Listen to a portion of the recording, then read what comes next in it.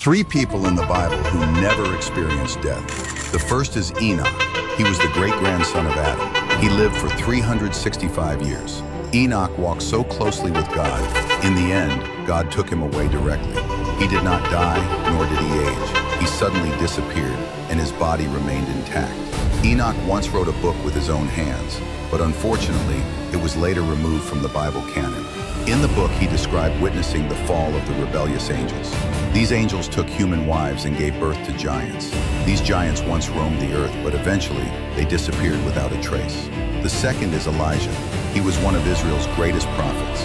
Once, as he walked with God, he was suddenly taken away by a chariot of fire. He ascended to heaven without experiencing death. His ascension became one of God's miracles. Elijah did not die, but was taken into heaven. The third is Jesus Christ. Jesus died for the sins of mankind and rose again. 3 days later, he resurrected and ascended to the Father. Jesus' resurrection and ascension symbolize God's infinite power. He conquered death and completed God's mission. These three individuals all had mysterious experiences of immortality. Their departure was not death, but entry into God's embrace. Their stories are filled with revelation and mystery. Do you know what truth lies behind these mysterious events? Do you know that Moses was secretly resurrected by God himself? In Deuteronomy 34, Moses died on Mount Nebo. God himself buried him, and to this day, no one knows the location of his burial. But what's even more shocking is that Moses' story is far more mysterious than we imagine. In Jude 1:9, the archangel Michael and Lucifer dispute over Moses' body.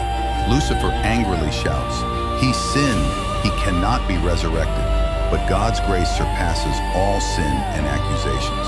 God decided to raise Moses from the dead. Even though Moses had failed, God's grace was far stronger than any wrongdoing. God resurrected him and secretly took him to heaven. Then, in Matthew 17, during the Transfiguration, Moses appeared beside Jesus, alive and speaking with him. He was no longer dead, but alive in glory.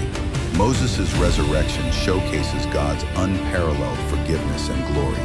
This is not just a historical event, but a testimony of how God's grace triumphs over human sin. If God can bring Moses back to life in such a miraculous way, what can he do for you?